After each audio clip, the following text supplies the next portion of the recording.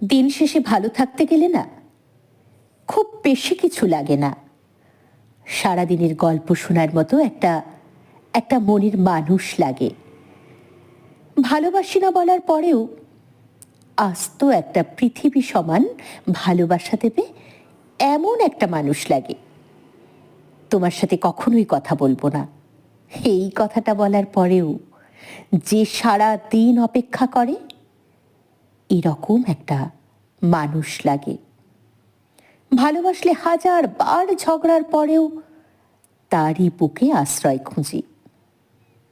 যাকে ভালোবাসি তার থেকে দূরে থাকতে পারি না, তাই রাগ অভিমানের শেষে ওই মানুষটার কাছেই বারবার ফিরে আসি নির্লজ্জের মতো। আসলে ভালোবাসার মানুষ